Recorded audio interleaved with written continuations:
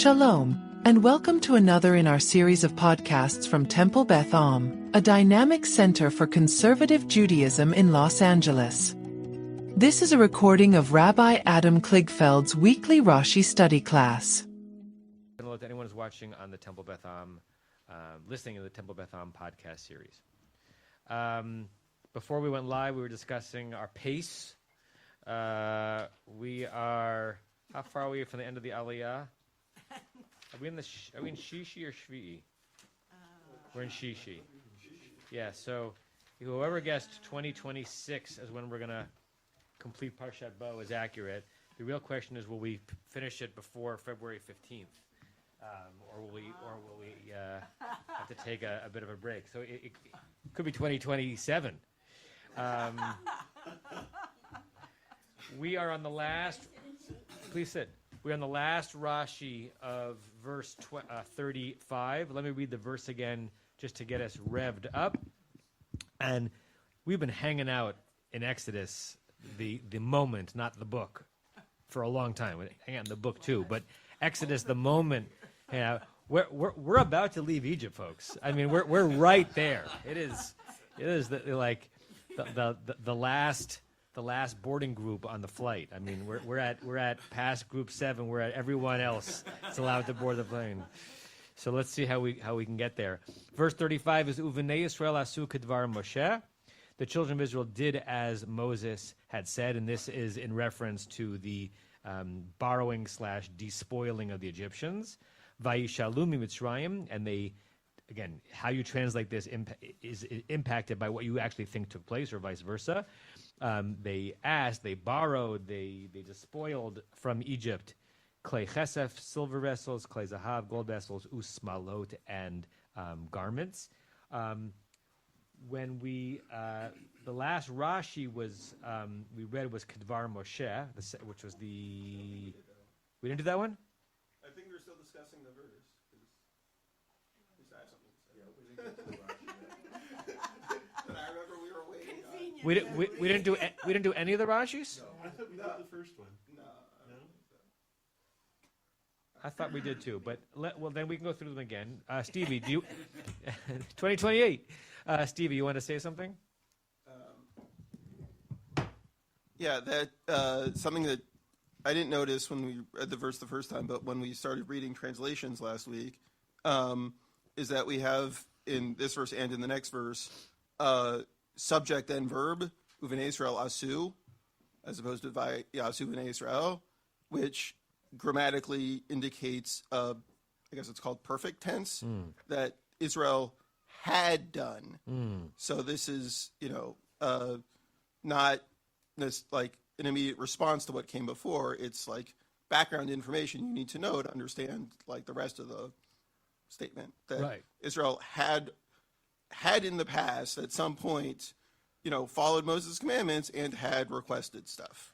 Right. What Stevie and God had provided them with favor, which means that they didn't now need to take the time to go to the. Yeah. What Stevie is alert to is that the relationship between subject and verb in these verses is more akin to the way we speak Hebrew now, and less the way normal narrative is told in the Tanakh, which is a lot of vav hayipuch, right?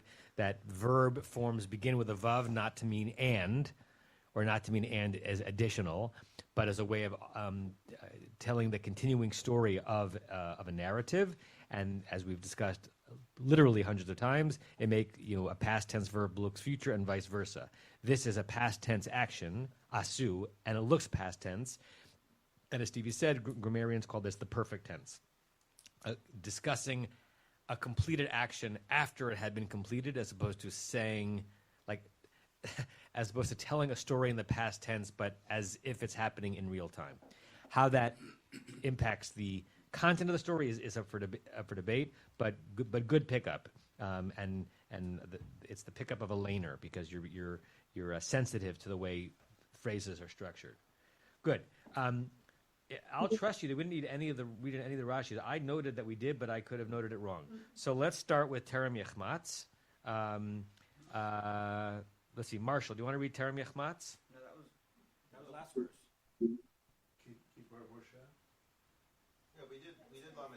Oh, okay. I knew we'd done that. Okay, Kidvar Moshe. Okay, Kidvar Moshe, Shamar Lahem b'Mitzrayim, Yish'alu Ish Me'et Re'ehu. They did according to the word of Moses, which he had spoken to them in Egypt. That was in Exodus 11:2, where Moses said, "Let every man ask his fellow."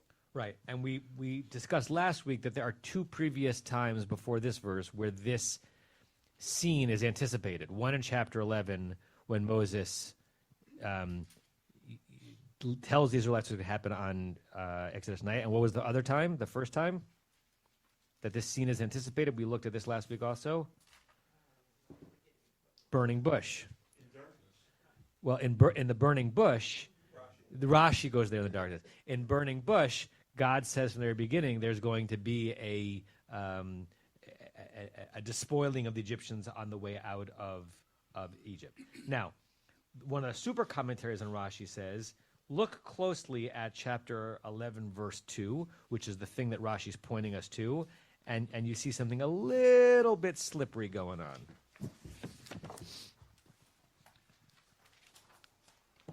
So 11, verse 2. We looked at this last week also, but I want to look at it even more closely. Start with that, actually 11:1. Vayomer Adonai al Moshe, God said to Moses, O nega echad avi al paro v'al Mitzrayim, I'm going to bring one more plague upon them. Acharechein, after that, yishalach etchem mizeh, he, Pharaoh, is going to dispatch you from here. Kishalcho kala, when he sends you out, to be complete, garesh etchem mizeh, he's certainly going to let you, expel you. And now, who's speaking in verse 1? Who's speaking in verse 2? God. God is telling Moses to say something to the Israelites. Daberna, so I entreat you, Moses, speak be'oznei ha'am, in the ears of the people, v'yish'alu ish me'et re'ehu, so that each of them will request, borrow one person from the other, isha me'et re'uta, and each woman from her neighbor, chlei chesef uchlei zahav, silver and gold, right? Who is speaking there? God giving Moses an instruction to say something. Verse 3, then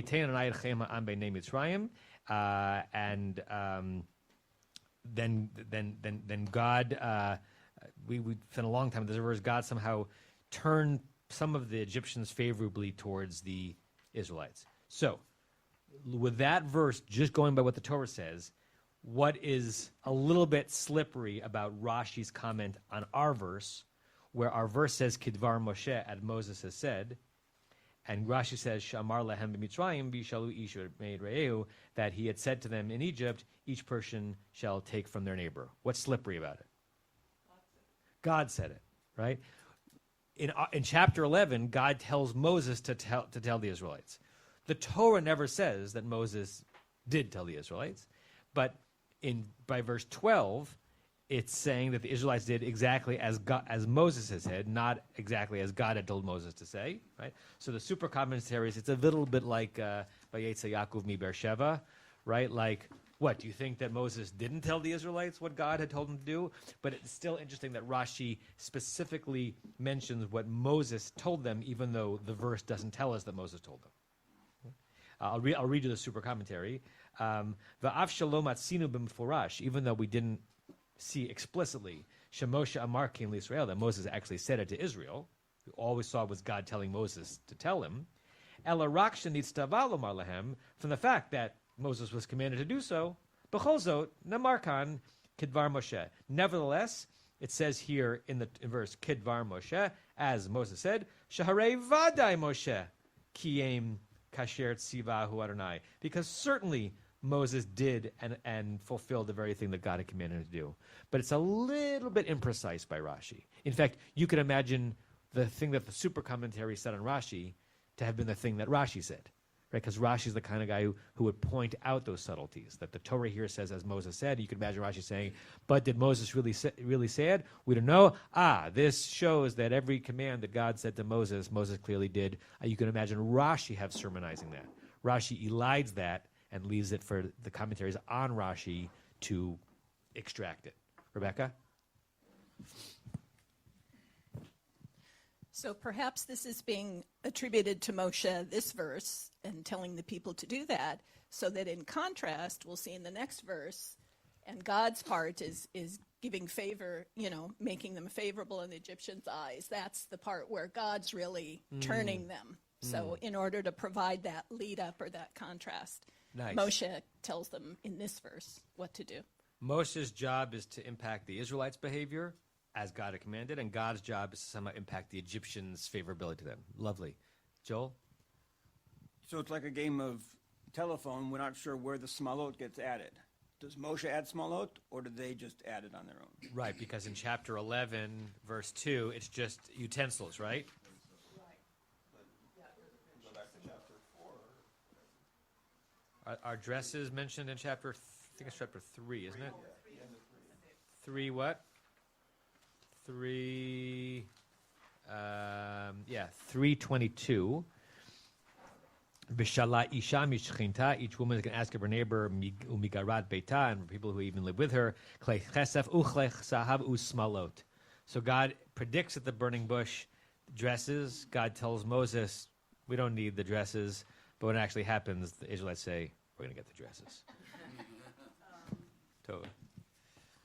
I thought of this earlier, but this brings it up. I find it really interesting that in the verses we're currently looking at, they specifically mention female Hebrews and male Hebrews both. And here in the original verse, it's actually the women that are going to the neighbors.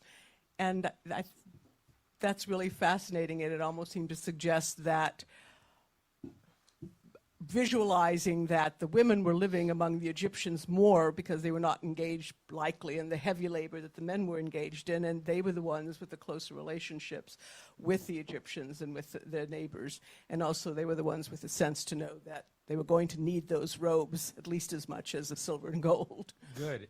And without overly genderizing it, the fact that some of the verses refer to the women doing the she'elah for their neighbors, it might sort of soften it, right? We discussed last week. Is this a exploitation or a borrowing amongst people who had developed some kind of an affinity for each other because not every Egyptian was a stooge of Pharaoh? Yeah. Were you going to say something else, Tova?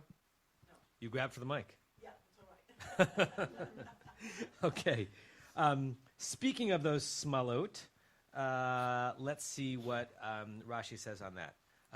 Marshall, you were reading. Take the mic, please.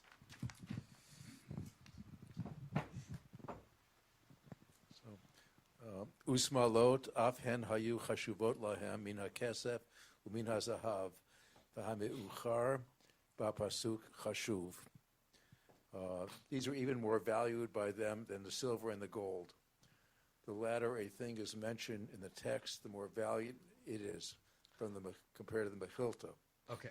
So Rashi's saying two things. The second thing is the klal. The first thing is the prat. The second thing is the general principle, which you will not necessarily be able to attribute to every list of things in the Torah, right? It's kind of it's a somewhat idiosyncratic principle, but he's saying here that there's a crescendo of import and significance in a verse that if you're listing A, B, and C, right, then C is the most significant thing. I would think in our vernacular, it could be both, depending on the kind of things that we're listing, right? And the rhetorical flourishes you might be using. But Rashi's going to make the argument that they took this, and they took this. The third this is the most significant thing. And you might think that klei kesef and klei zahav, gold and silver, are more significant than shmatas. And what's the counter argument to that, at least in this part of the story? Yeah, order of importance. What are newly freed slaves needing more of? Clothing rather than silverware. Leonard and then Marshall. So, I guess from this we can conclude that the fact that Leah is listed last in the Imahot means that she was the most valuable of them all. Yeah, except at I think at Ikar they do it Leah v'Rachel. Well, they have a difference of opinion. At least one. Marshall. Yeah, I'm reminded of the Hebrew phrase "acharon, acharon chaviv." Yeah, nice. And I wonder if that's what this is related to. That's interesting. And I don't know what acharon, acharon chaviv means. The end, the last is beloved. You don't know how it's used, or you don't know why it means that? I don't know how it's used. How it's used is, there's an event, and there are 4 speakers, and the last speaker is the Rosh Hashiva, or the last speaker is the Prime Minister. The person introducing might say, Acharon Chaviv, we're going to hear from Rabbi Rambam, right? It's a way of giving honor, lest you think that the person who comes last. It's interesting. The fact that it's a phrase suggests that our instinct might be that the person who comes last is not most significant. So the Acharon Chaviv is a way of bestowing honor on the last person to speak. But the fact that it's a phrase suggests that we would assume that it's not the case that the one who comes last. I always speak last at a funeral. Stevie, Marshall, yeah, and then I see your hand, Rick. Yeah, I'm wondering if, since I see the references to the Mechilta, if you can pull that up to see what the full Mechilta is there. Sure, because my text gives me a Shemot Rabbah source. So if you give me the exact... I have it here. Yeah, but there, well... I keep the Mechilta up all the time. Just text me that link. Stevie. I can read it. It's actually fairly short. Okay. Ve'shalu Mitzrayim klei chesed v'klei zahav u'smalot. Right, that's the pasuk. She'ein Talmud lomar u'smalot, ela ha'sut haita chaviva aleihem yoter mina kesef u'mina zahav. What's the source? I want to pull it up. It's hard for people to just hear it. I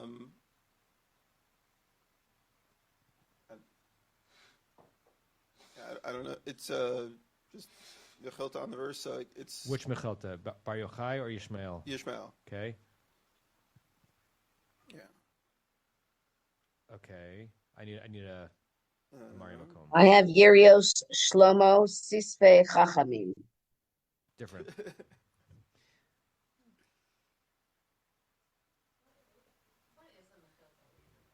Mechilta.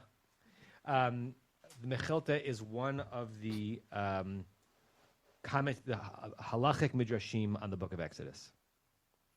Shemot Rabbah is primarily an agadic narrative midrash in the Book of Exodus. Mechilta is like a lot of the laws of Pesach are learned out in Mechilta because it's mostly deriving law.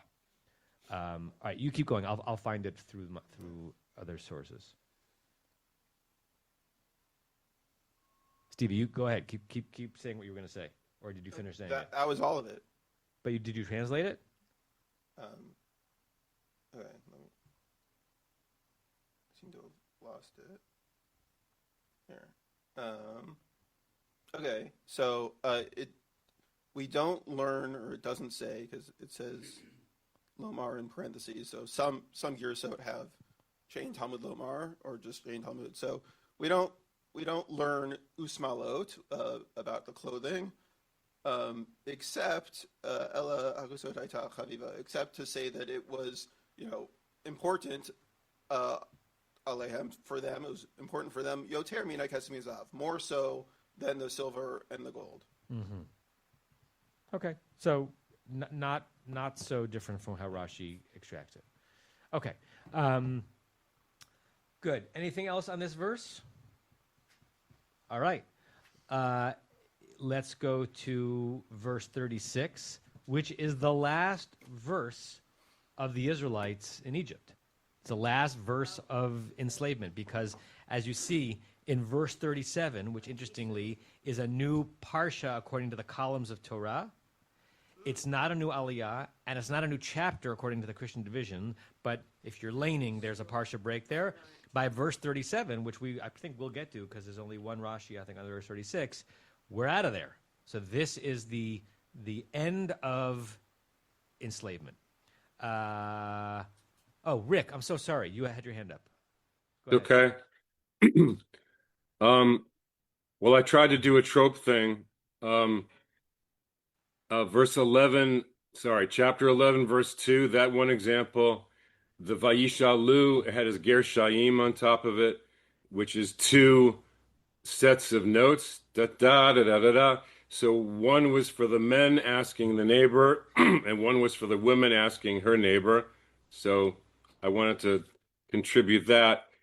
But second thing is what you said Tova was there, right? Yeah. Yeah. So the way they used to worship in Egypt, what I've read is they would have these days long ceremonies and parades, and they would carry these the images of the gods and whatever they were sacrificing on these silver and gold plates. They would be carrying them down. So if they're trying to get the impression across to the Egyptians, yeah, we want to worship our God, we need these silver trays and gold trays to do the thing. The thing that's different is the smalot, and I was happy to recognize that. What do they need the smalot for? That's where they're putting all the matzah and the leftover sourdough, right? They need that on their shoulders. So yeah, that's more, according to Rashi, that's more important because the actual ritual, the matzah and all that, it's what's really going to carry forward, not these silver and gold plates. What's interesting So- about that comment, Rick, and then Rashi's read of Smalot as being most significant, because of our epigenetic memory and trauma, I can't not think about, Jews of Krakow hiding their gold and silver when the Nazis were coming, because or that being the thing they were ferreting out, because if you're not traveling through the desert and your primary need may not be a simla, it might be something of value that you can trade for your life, right? So there have been times when our escaping people have privileged usmalot above anything else, because who needs gold in the desert? And there have been times where it's the reverse. There are those images from Schindler's List that are just so indelible, right? And of course, those who've been to the camps see some of the repositories of what people took with them that they thought they were going to need. Okay. I also want to give a Yasher Koach. I think Scott Tarl is joining this class from a bus. I mean, there may be no one more committed to Talmud Torah. Scott Tarl may be the only person on an LA City bus today who is studying Rashi. Maybe not, but go Scott. We're with you. I love that. Whose hand was up? Joel? Is this the Mechilta or Rashi's way of saying that the golden calf was not planned? Say more, because there's a lot there, but make it explicit.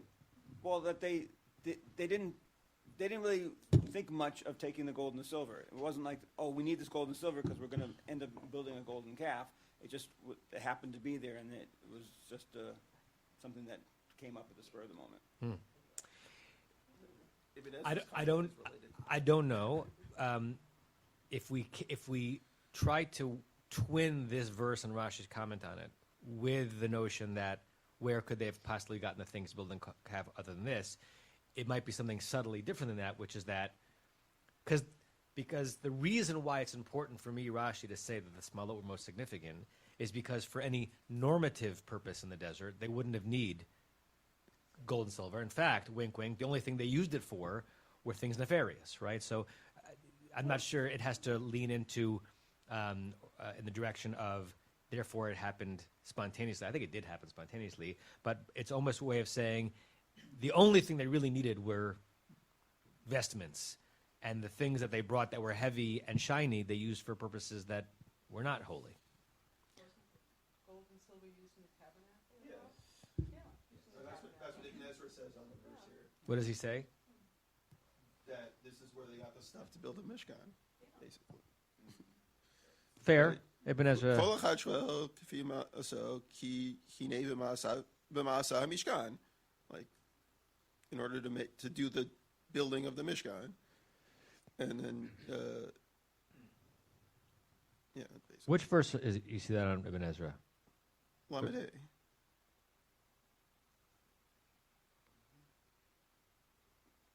That's not the Ibn Ezra that I have on that. That's interesting. Really? Yeah. That's why I was surprised by that. Hold on a second. I'll share what I have, at least on Safaria. Right?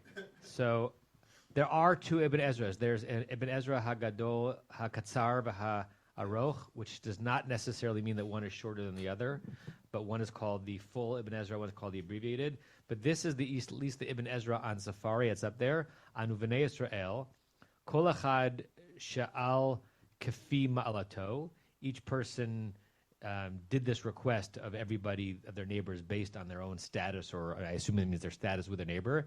Ki hinei b'maseh mishkan, because when it came to building the Mishkan, hanesiim levadam heviu havanim. It was just the princes who had precious stones, and I think Ibn Ezra was saying, because just the princes had those stones, because they were princes even in Egypt, which means they had princely buddies in Egypt that they could ask from. So, yeah, but there must be more than one version of Ibn Ezra.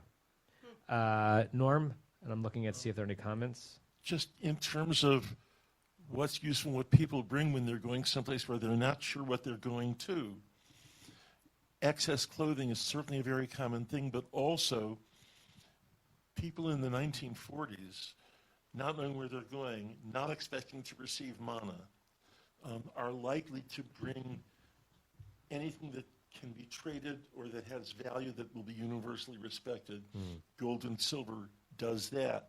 But clothing, excess clothing is also brought by people who anticipate that they're still going to be out when the weather is bad.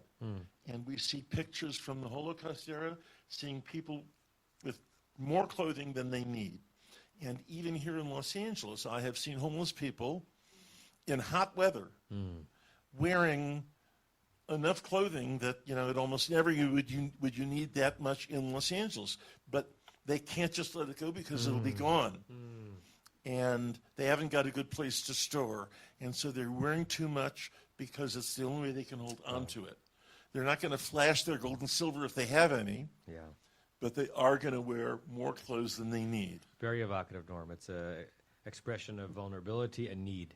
Sandy also mentioned on the chat that the silver and zahav correctly also goes for the Mishkan, and she also references a verse that we'll get to at some point, the women's mirrors that were used also in the building of the Mishkan. Excuse me, and we're not sure where those came from. Rosemary.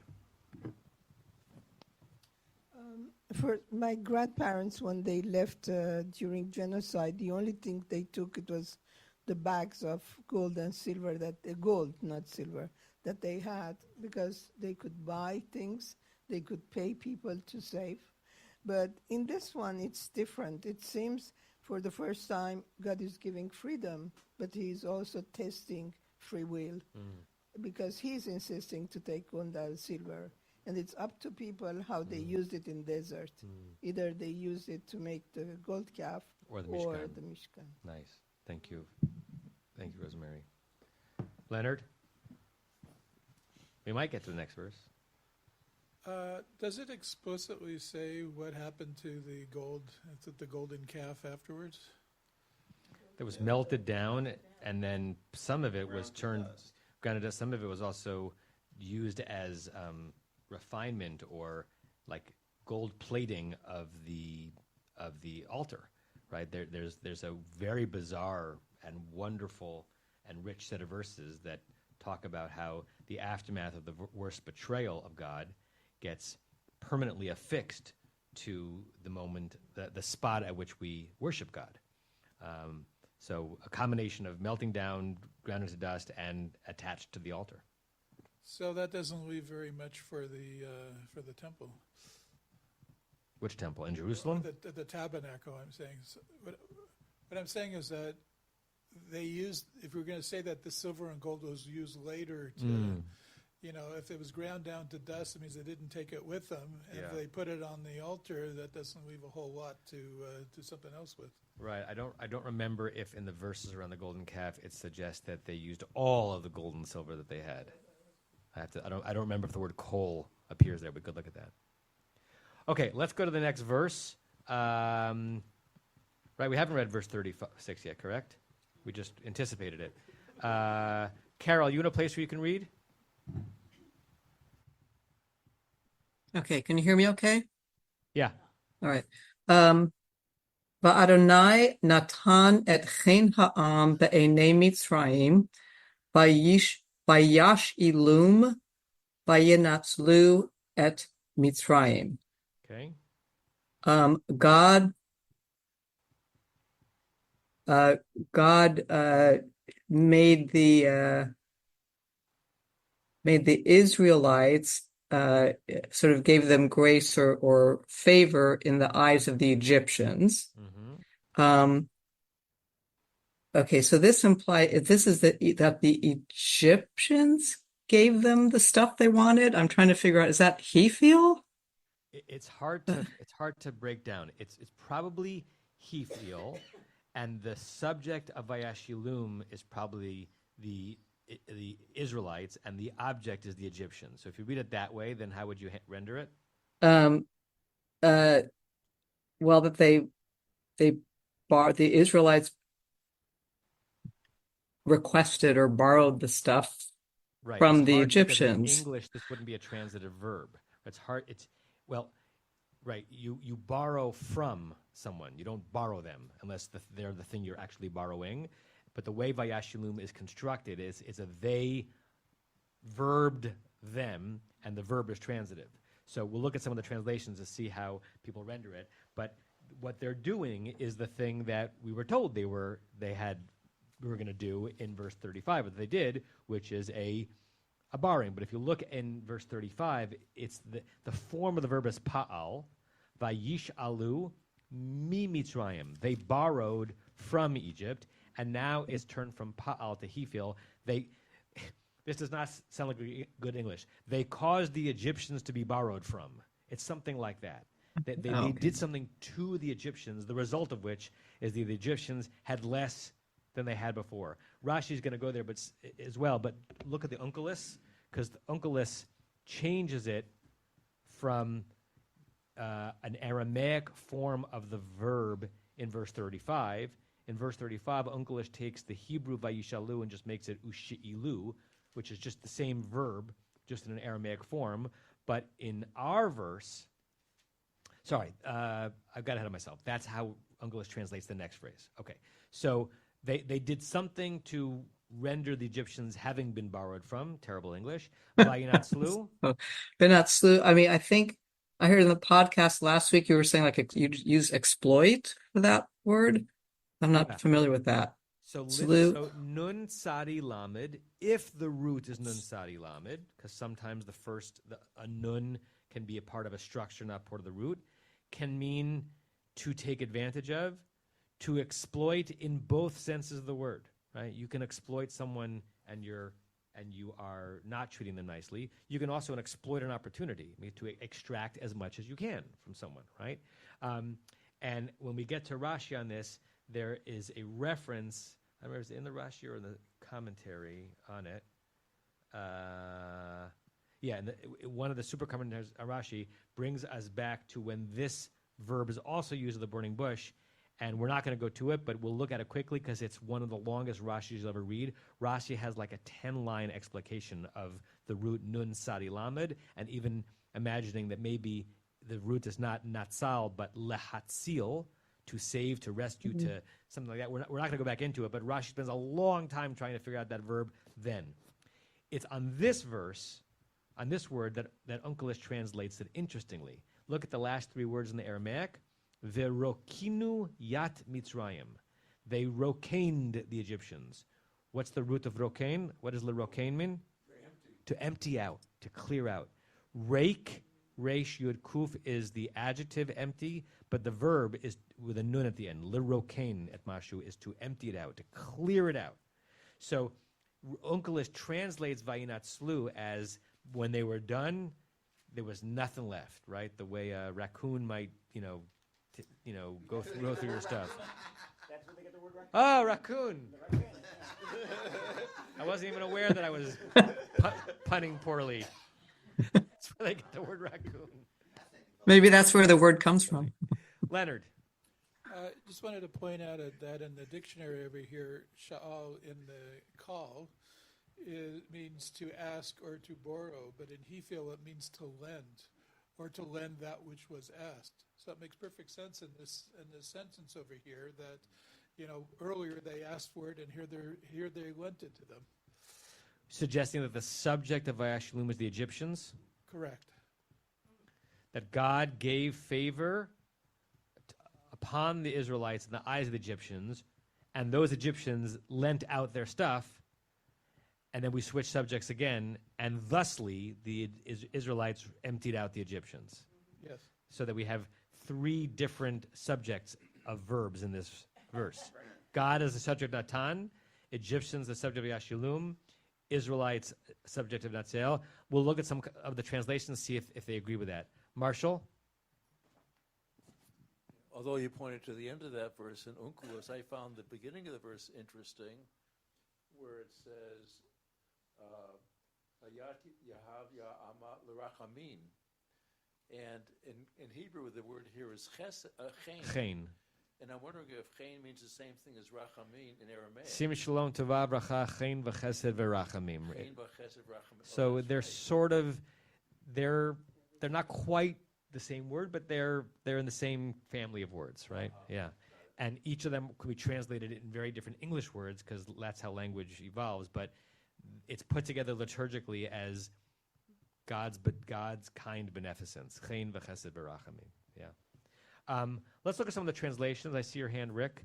I'm going to share the screen. I think Uncle agrees with you, Leonard. Not Uncle Everett Fox, excuse me. Not a raccoon, Fox. God had given the people favor in the eyes of the Egyptians, and they let themselves be asked of. This is Everett Fox working really hard to write an English sentence that somehow makes sense, and I think he's agreeing that the subject of Vayashilum is the Egyptians. Let's see if any of the other translations on the page don't agree with that, and then I wish we had Larry here he has interesting ones. Okay, JPS, I'm just scrolling on the screen. Is it big enough for everybody? And God had disposed the Egyptians favorably to the people, and they let them have their request. Yeah, they submitted to the request of borrowing. Thus, they's switch, stripped the Egyptians. So JPS is either agreeing with Unkelos or like coincidentally agreeing with Unkelos or impacted by it, stripped, emptied out. Koran, the Lord gave the people favor in the sight of Mitzrayim so that they gave them such things as they required. Yeah, everyone seems to agree that the they of the Vayashilum is the Egyptians, and they, Israelites, despoiled Mitzrayim. Mitsuda, Adonai granted the people favor in the eyes of the Egyptians, and they granted their request, so it's a simpler version of the same idea. Thus, they add in Bnei Israel, because Mitsuda is aware that to have two theys in a row, meaning different people, is confusing, so we're changing the subject from the Egyptians to the Bnei Israel. Kahod is the Chabad translation. God granted them favor in the eyes of the Egyptians so that they loaned them. So Chabad also thinks that the first they is the Egyptians. Earlier JPS, the Lord had disposed, there's your perfect verb, Stevie, the Egyptians favorably toward the people, and they let them have their request. Lent them is Silverstein, early 1917 JPS, so that they let them have what they asked. Yeah, so everyone seems to agree that the first way we translated the verse today is probably not accurate, that the subject of the Vayashilum is the Egyptians. Okay, Rick. And then Marshall. Hi. So two things. One, the lending part, I can believe if they really convince the Egyptians that we're just going to do this 3-day service. We need your stuff to do our service, and then we're going to bring it back to you. So that could go together. I have silver. Lending and not a giving. Yeah.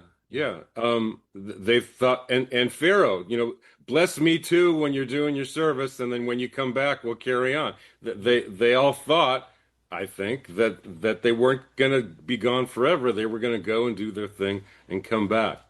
Can I share the Silverman? There's a little paragraph. There's a footnote on the Vayashilum. Yeah. Okay. I'll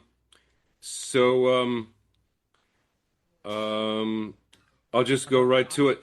Wait, is this Silverman on the Rashi? Because we haven't read the Rashi yet.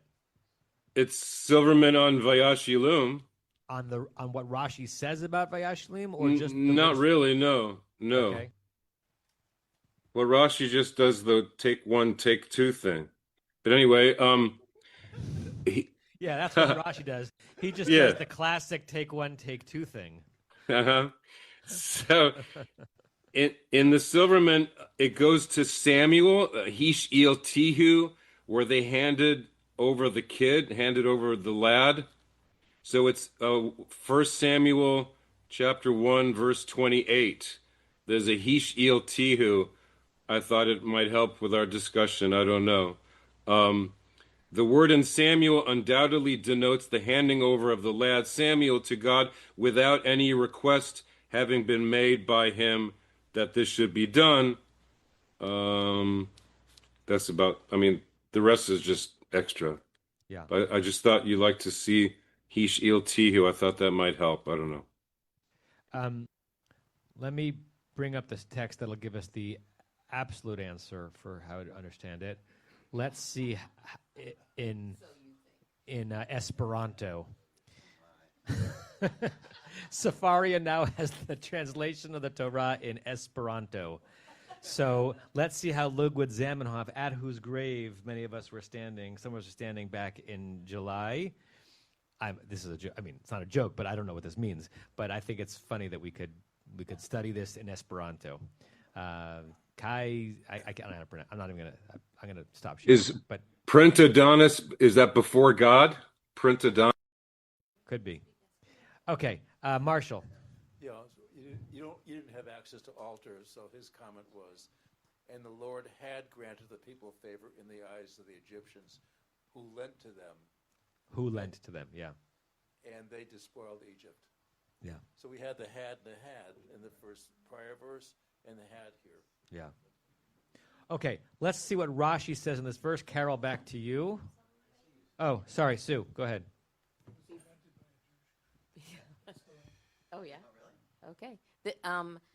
I just, before we move on, I just want to lean into the V'yanatzlu at Mitzrayim and the Latzil at Mitzrayim, because I sort of like that Hatzil thing, because they're in the chaos of the 10 plagues and the death of the firstborn and tragedy all around, and now the Israelites are coming to them, and it's almost like they're going to rescue that this act is going to rescue them and liberate them from this horror. Liberate the Egyptians? Yeah, from the pain and suffering. Let the Israelites go, and this will rescue you from this series of horror. I'd always assumed that was a standard assumption of what went on. Is it not the standard assumption?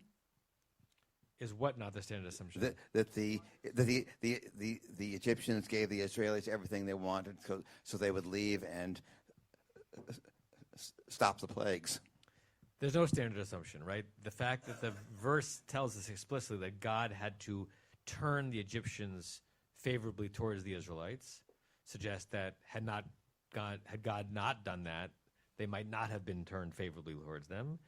And it's all wonderful conjecture. We have no idea, right? So, and we discussed last week that we could see these last few verses of the Israelites in Egypt as either being rather violent, exploitative, and a forced back pay, or more agreeable, a certain camaraderie amongst the non-elites in Egypt, right? And we don't know. Right? And probably, at least unconsciously, whichever we think it is filtered through whatever we imagine contemporary moments like that ought to be or likely are. Yeah. Okay, let's look at Rashi. Carol, you're up on Vayashilum. Vayashilum. Afma shelo hayu shoalim mehem hayu notnim lahem. Ata omer achad. Tol Shnaim Balech. Okay. Rashi's question is going to be different than ours. That'll help understand his answer. His question is not what is Vayashilum he feel. He's asking if in the previous verse we are told that the Israelites sha'aled from Egypt, why do we also have to be told that the Egypts were sha'aled from? It just seems to be saying the same thing happening in passive and active form. So there must be new information that whatever the Egyptians did such that the verb vayashilu had to be not what you have just expected from the previous verse. And his answer is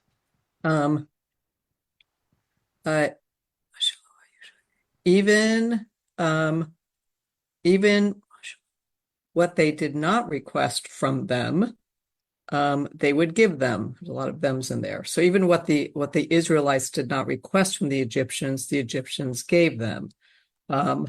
If you say one, can I I guess one pot, please? Right. I don't know toll. Take. The root is natal, from the like nitilat yadayim, where you're drawing your hands from the water. The nun falls out in the imperative.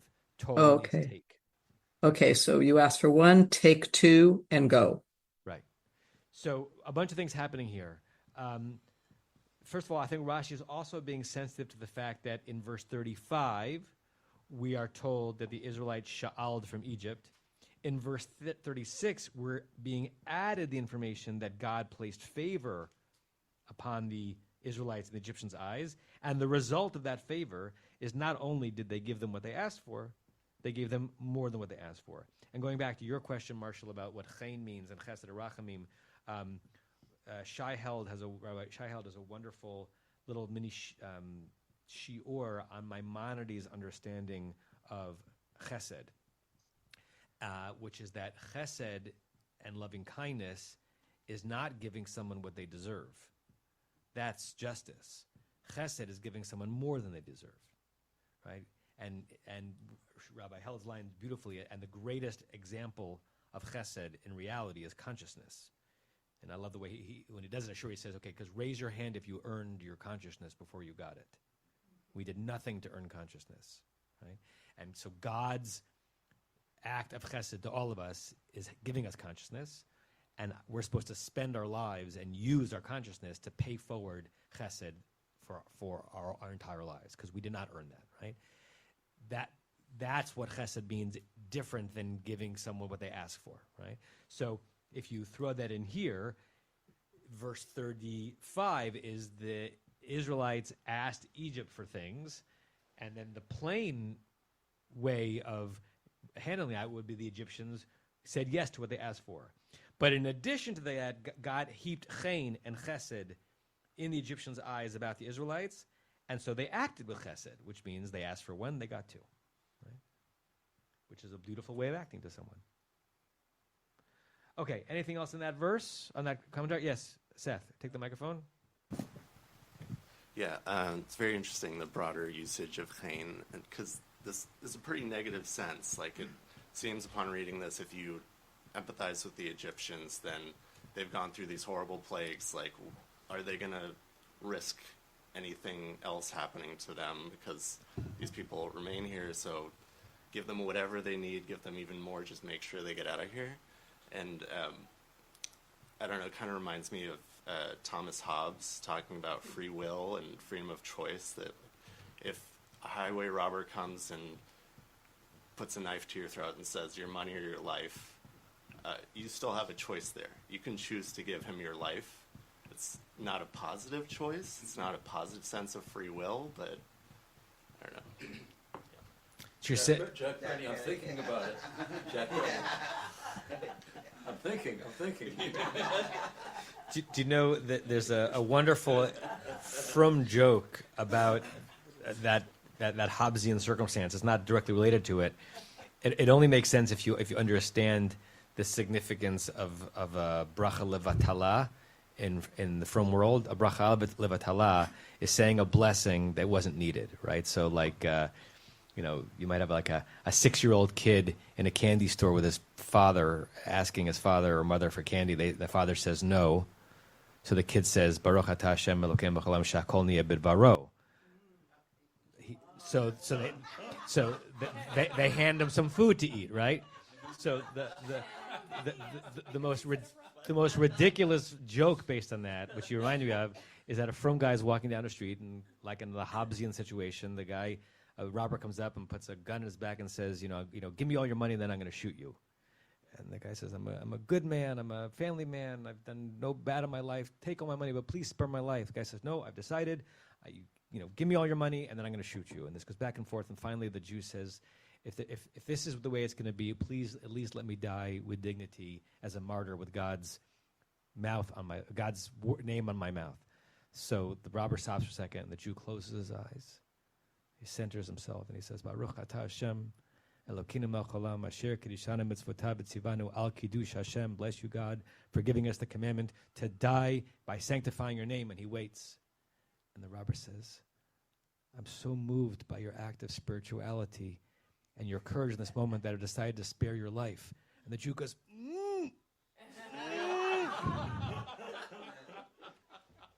I can't speak. He said a bracha. He doesn't want it to be a bracha l'matala. Okay.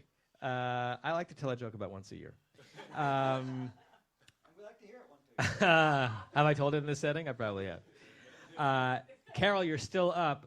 We've already kind of done it because what Rashi does on the Natslu is saying, if reader, you're having a hard time understanding what that word means, and you don't remember Rashi's comment on this in chapter 3, which was very, very long, we'll look at in a second, then just look at Uncle S because he's right. And what does he say? Carol? And I was running out of steam on my computer here. I think it's the empty. They emptied it out. Rokinu, right? They emptied out. And then look back at we're not going to read the Rashi. Just want to see the length of it. Look at chapter 3:22 and look how long Rashi's comment is on the verb vayinatzlu, on the verb v'nitzaltem.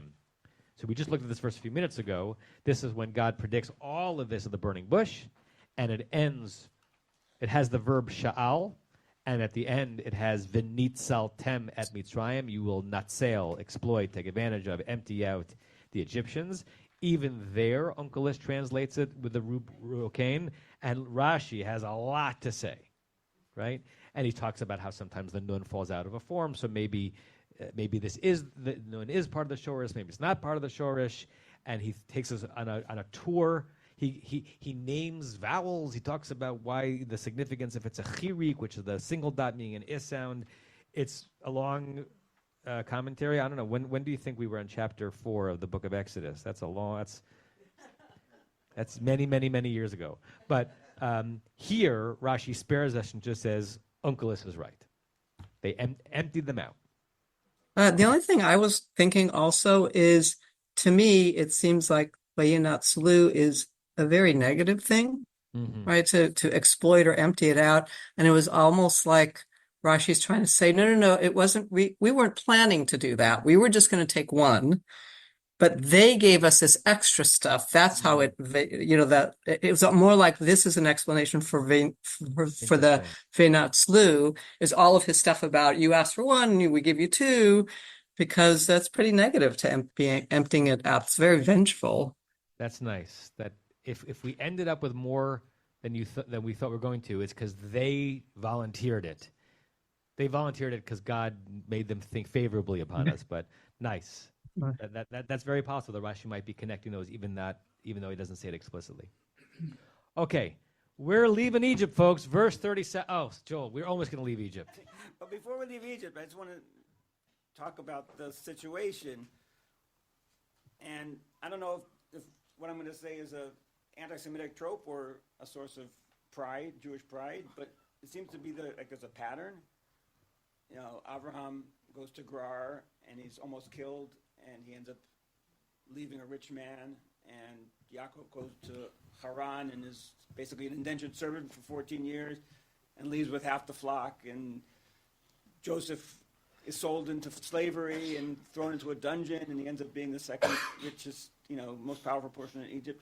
So it seems like our people have a pattern of going into places with no agency and no power, and not only escaping with our lives and our freedom, but with wealth at the expense of the person that was subjugating us. I think there's a lot there, Joel.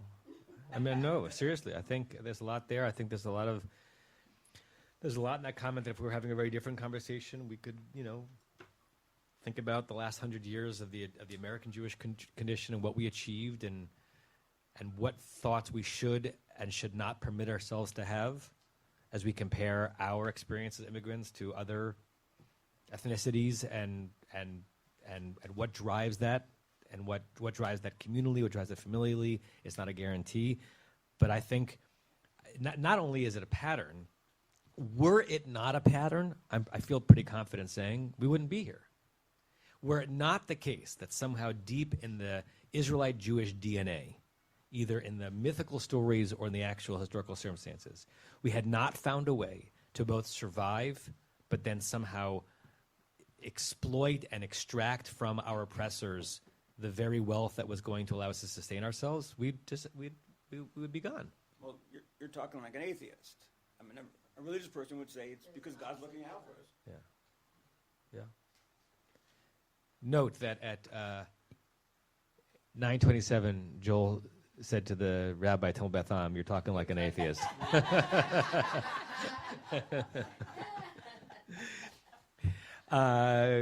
Okay, Norm. No, we're going to read this verse. Norm, you have 15 seconds to say something. On that issue, I think that we also have many other examples where societies that welcomed the Jews prospered so long as they continued to welcome the Jews. Yeah. That applies in Europe, in the United States, in Spain, and elsewhere. And once they began to oppress, they themselves also suffered. Parsha sensitive, right? Parsha Lech Lecha. Those who bless you will be blessed. Those who curse you will eventually be cursed. Right? Yeah. It's not a nothing sentence. Okay. We're going to read. We're going to get out of Egypt. Anybody want to claim to read the verse that gets us out of Egypt? Verse 37. Anybody want it? Rebecca, read verse 37. Vayis'u v'nei Yisrael me Ramses Sukkota. Keshesh meot elef ragli hagvarim levar mitaf. Levad. But the reason, but you're reading it as levar is exactly why the dalet at the end of echad is big, because it's very easy to mistake the dalet from the reish, and we don't want to say that it's Adonai acher. We want to say it's Adonai echad. Okay, translate. Okay, and the children of Israel journeyed from Ramses to Sukkot. Good. Good. Very well done. Like Sukkota means to Sukkot. The hey is a to form at the end. Yeah. Mm-hmm. About 600,000 on foot. The men, aside from little ones. Right. So there's a bunch of things we can break down here. Let's just spend at least 30 more seconds doing it. Ragli is an interesting word we know what it means, but we're not sure exactly what form it is. Because what's the standard plural of feet? Raglayim. Any body part that has two of something, the ending is ayim, yadayim, einayim, oznayim, raglayim. We're not really sure what to do with ragli. Is it an ancient form of the plural? Because then it would be like, is it because it's 600,000 set of feet, or is ragli somehow adjectival? 600,000 people footed their way out.